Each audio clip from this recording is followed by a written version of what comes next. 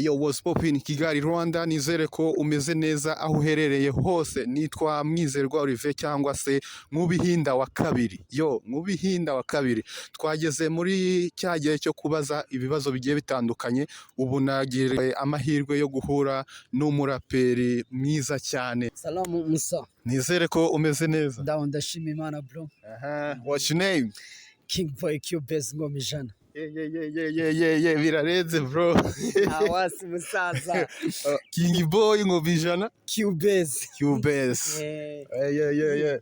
Ahangaha rero tugira utubazo tugiye dutandukanye twibariza abantu b'ingeri zitandukanye. Uretse ko wowe uri n'umuraperi, ni byiza cyane.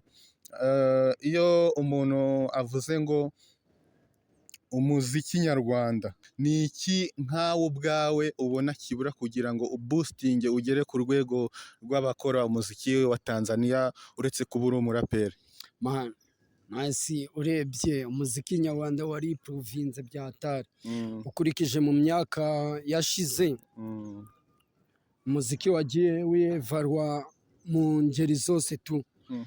Haba muri video, muri audio, bono dufite abahanzi b'ibyamamare bazwi, bazwi ku rwego rw'igihugu, barenze international tu, bari hejuru nyine. Ndumva hari abahanzi benshi bari hejuru. Ariko ngo abahanzi ngo bagenzi banyu birabagora kuba mentioninga. Oya, ariko nje nta mutima mubi, nje nakubwira abahanzi barenze tu, bari hafi babikora fresh. Barari ba Bruce Melody, ba Debeni. Hagati aho buriya wowe kuri za boro ebyiri bajyaga bavuga ngo umwe ngo ni Tiger, kama ngo ni team B, team A, wumva uri ko bari abasani bose ngenda bafana man. Nje nabyo kureba ni runaka iyo umuntu ankubitiye umuzigo wa danger, ngenda nkawutega amatwi nkawumva tu. Bari abasani bose bararenze bro. Bari bose ngewe nta bantu mereza respect. Tugarutse kuri wowe noneho, umuziki wawe wumva ufite focus yo kugera ku ruhe rwego? Njewe industry yanjye, usibye kuvuga wenda dukora umuziki wa rap, ariko nje mba numva ibihangano byanjye byagera hose mu gihugu. Kwa ko icyambere iyo umaze gufata aho utuye, ugomba no kugota igihugu tu, ukagifata ukagira abantu benshi bagutega amatwi, bakagutiza imbaraga, haba mu bitekerezo, mu mafaranga, ibintu nk'ibyo tu. Ndumva ibintu byaba bimeze neza bro. Mbona ukuvuga ngo ngiye rero nubwo twahuye hari indirimbo zawe nyinshi nabashije kubona. Sha ewana ntakubeshya, urabizi kabisa. Thanks bro. Kwa ile ndirimbo yawe bita Kujisho. Hose kujisho bro. Ndi kumwe n'umusaza Pacifica tu. Ira ndirimbo nayikoranye n'umusaza Pacifica, alirimba R&B. Fika manze mu respect ni brother wanje. Yego. Ganza Pro niwe wakoze audio, video yakozwe n'uwo bita Big Deal. Bose ni abantu tu ngenda nshimira bagiye bagiramo uruhare. Harimo n'abandi bajama bagiye badufasha mu buryo bwa location, mu kutwambika ba Gakondo. Nawe ndamwemera, n'umusaza yaradufashije tu. Hari n'abandi bajama b'inshuti zanjye bagiye badufasha mu buryo bw'ibitekerezo n'amafaranga. Ira ndirimbo yitwa Hose Kujisho, umuzigo wageze hanze, umaze n'igihe kuri YouTube tu. Abantu bayikurikirana umuzigo bakawureba, abantu bayikurikiriye barebe ibyo ari byo n'ukuntu isa neza ndetse n'ubutumwa burimo.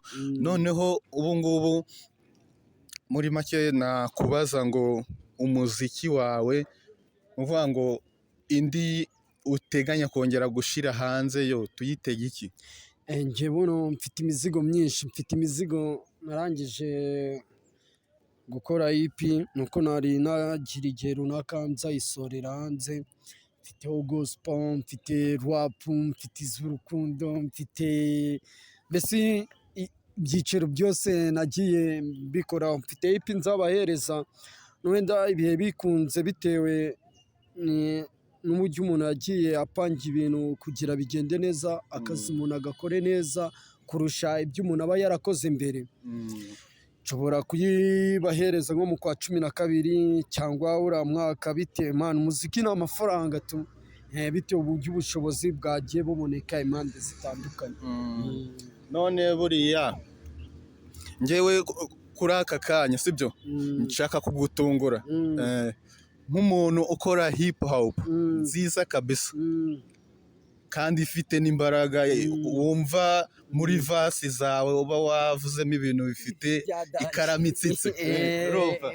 Ndashaka ngo njyewe nkukorere ikorasi sibyo, ariko isanzwe iyo wigeze kumva indirimbo isanzwe y'umuhanzi usanzwe sibyo, noneho winjiremo kuri vasi yawe birakunda. Nta mutima mubi bro, uragerageza ibintu byose ni ukwiyaminiye cyangwa ndi kugutungura? oya, uko wakora kose ariko nk'umusani ahora umusani, ubwo umuraperi ameze nk'umusoja. Umusoja nawe bahita babwira harabaye urugamba agahita akubitamo butu gikomanda, agahita afata intwaro akagenda nyine agahangana n'umwanzi. Rero n'umuraperi ameze nk'umusoja, aho bamukeneye ako kanya fast ahita yitegura agahita abikurikirana.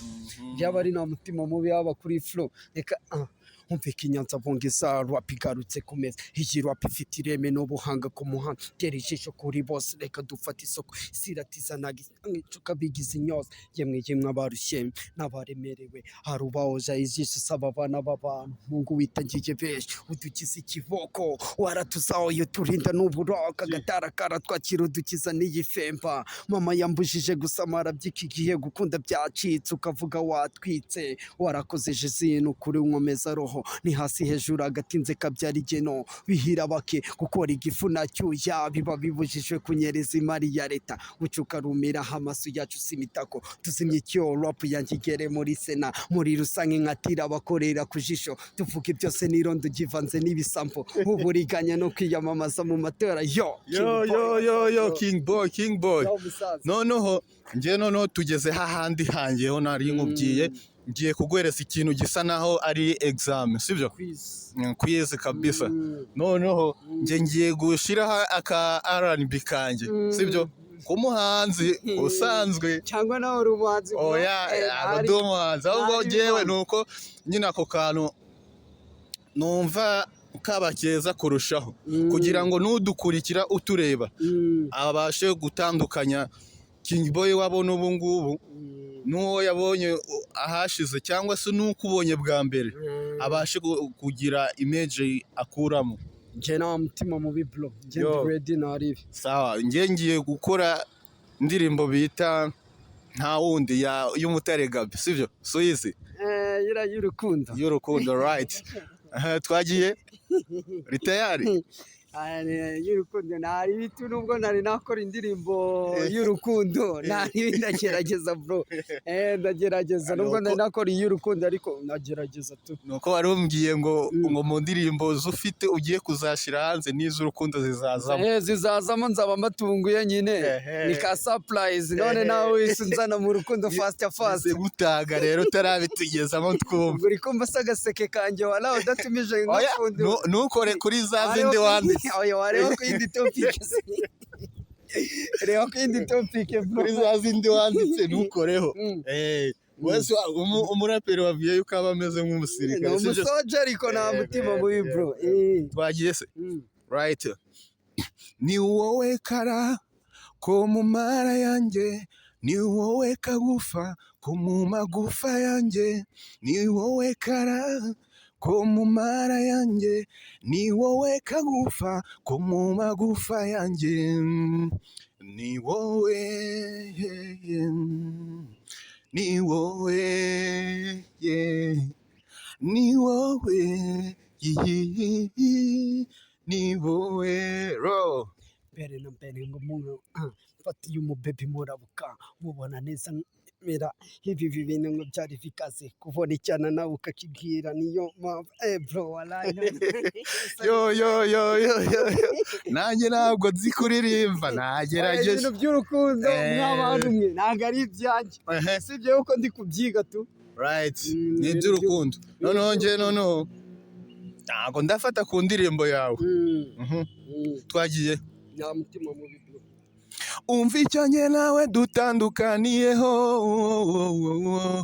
nuko mfite uko kamere ya. Aho nambariye inkindi manika ntuhambarira ubucocero, handi ni rugerera icyizere cy'ubuzima bari zero, hinamenyerera ku muziro shaka ubukara ugafata nka Pablo, yugose turabikwibutsa mu gihe mbona wakwamiye mu kinya, nyirabasare kuri base yahetse umwana wiwe mu gutiya, barabura buri munsi ubwenge buke bunarushya ibirenge, amaboko atareshyana bwaramukanyana n'umusaruro wayo, ibirori bitagira dinero n'umunsi n'umuzabi mbonamo, abategura baradukama mu minsi mike bazaduhugurura, iki cyamunyishize ku mano hindura amapu mwereka umukono. Yo King Boy what's up bro? Yo King Boy Cubase ingoma ijana. Yo bo noneho mu byo twakoze reka dushimire King Boy ku mwanya we yaduhaye, ni ibintu by'agaciro cyane, kandi nitugukenera ubutaha uzaboneke. Ndahari bro, kandi namwe mwakoze kuntekereza.